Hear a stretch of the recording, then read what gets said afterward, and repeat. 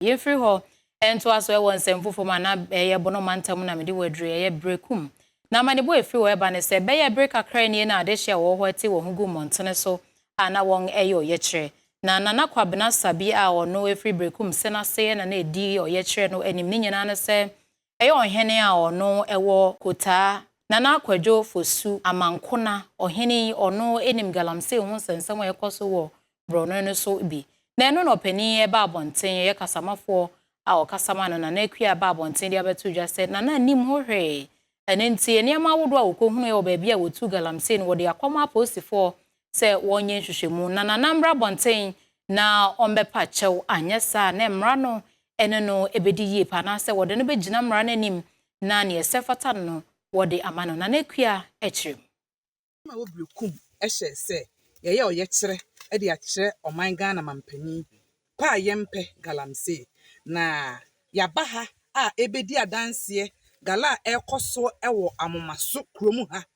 ye nyina e ba eso ye hu machines ahodo ewo ha amena ewo ha kire se amomaso timamufuo no bi eye galamse wo ha menu mienu be ye dansefo se enye enne anase enra ene ye hyase esansa amana no dedadedada ntemu ha ko bia kese ye esi achi no achi de ho nyina amana no bi ededa ho amomaso galamse ekoso wo ha but hyase enye nne eye timamufo so ene eye nti ene ye bae a ene magu ha yi bi kura ye mono aye di adanse se mprempren kwa hwa na bi koso enti gala no de ekoso amomaso ye nyina yempe galamse ye nyina ye kwantia galamse a ye gitum se eyade a emwa tememufo enti galamse die obia ensoso galamse no ye the community mining and a replace because ono mani to me krata e man ohye o man tax a oba wasa o accomplish we esan say obi na ye ono personal interest o yenti owia amana no onkata so but ye the ma community mining na nipa na ye de be ma no owie otu amana no cooperative community mining no se no ye de ma wo eye ohye emra